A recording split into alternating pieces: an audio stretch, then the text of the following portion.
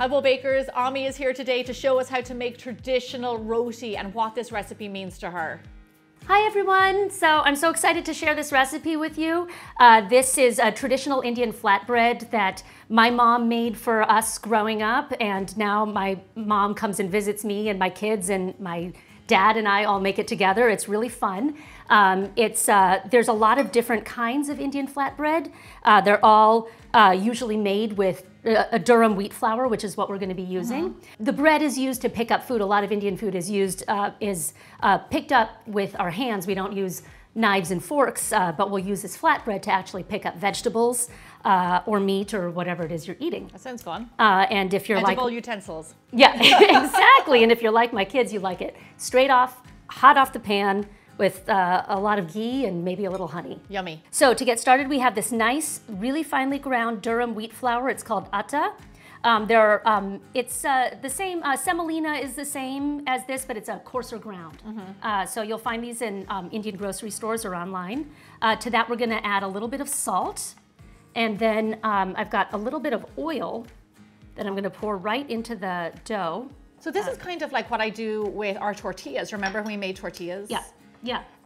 Which I think contributes, correct me if I'm wrong, but to the bubbles that you get.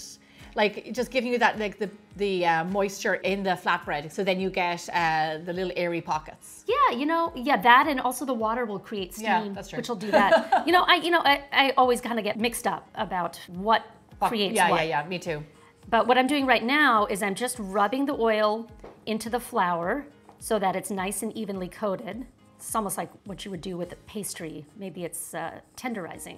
For those of you who don't know, Ami's been with us for 4 years now, since George was born, and she helps with every recipe that you see on Bigger Bolder Baking, every video. There's not anything in Bigger Bolder Baking that you're not a part of, I don't think. So, when it comes to a different culinary perspective, I have to say I appreciate yours, because I tend to have a one-track mind when it comes to desserts, and it's hard for me to think outside my box. With recipes like roti and then other recipes from different cultures, I think you bring a really interesting point of view from that way. Well, thank you. It's because I love food so much. Yeah.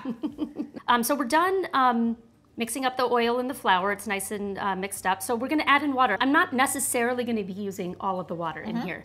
It's sort of a go by feel. So I'll add most of it. And then what I'm going for is a really soft dough that's not too sticky to roll.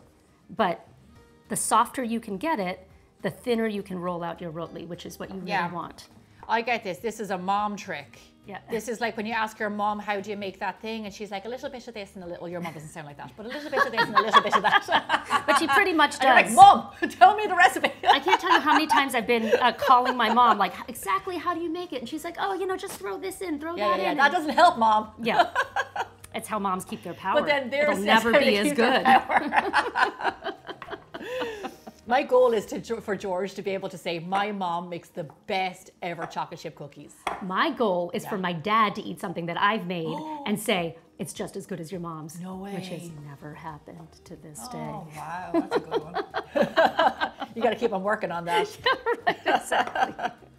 All right, so this is getting really close.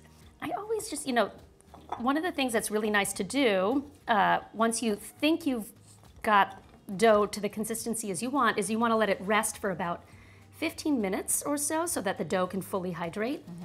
But this is pretty soft. If you give it a pinch, you see it still feels a little firm. You notice that with semolina and like with durum wheat is that it needs time to hydrate. Just that particular type of flour. So like that resting will really help, right, Ami? Yeah. And I might just chance it and put a little splash more water in just to get it a little softer. If you, for some reason, overshoot and add too much water, you can always just throw in a little more flour. It's trial and error, but really, I think with this, a little softer is better. If I'm making rotlis for dinner, I'll mix up this dough and then I'll go ahead and make the rest of the dinner, the vegetable or whatever else I'm making. I'll cover this with a plate, which I'm about to get, and once I'm done cooking everything else, the dough's had a chance to hydrate. Okay, let it chill for how long? About 15 minutes. Let it hang out for 15 minutes. Okay.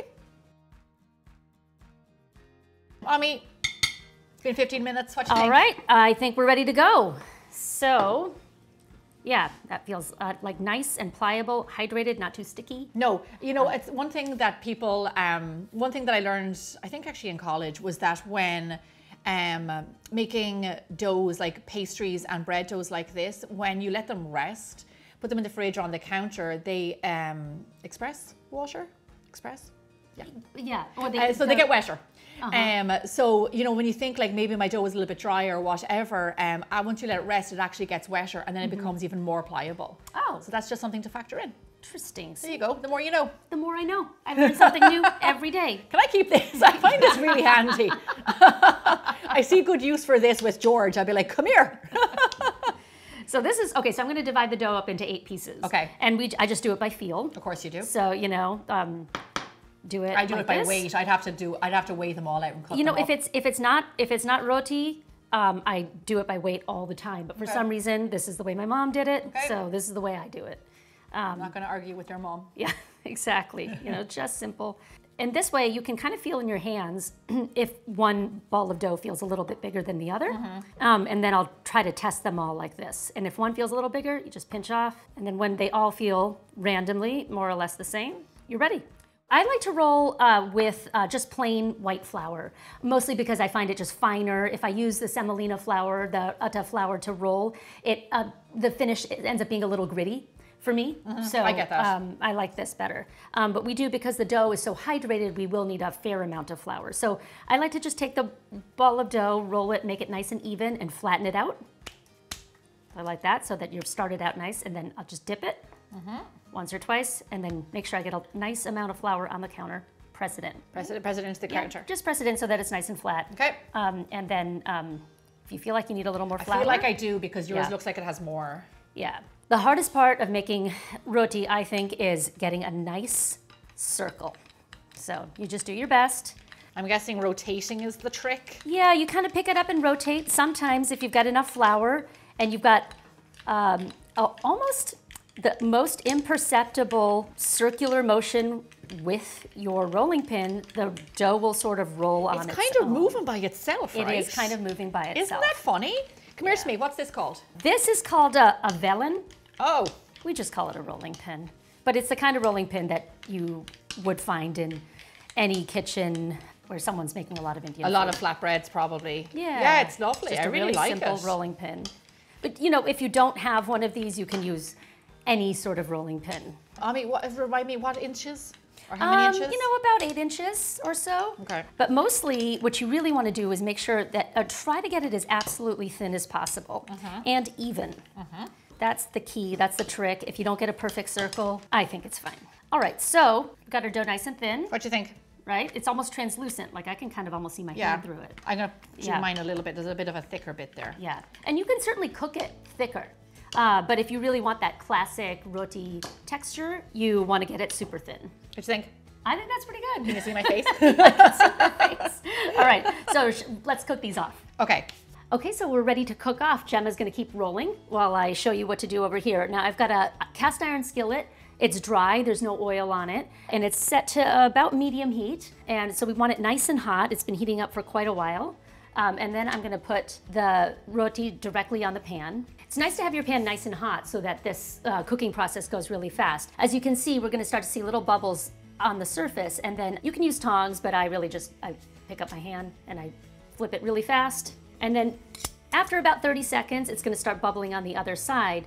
You're gonna wanna use gloves for this. You're gonna pick up your pan and take your tongs and put your roti directly on the flame. You want it to bubble up because that steam is gonna cook the inside.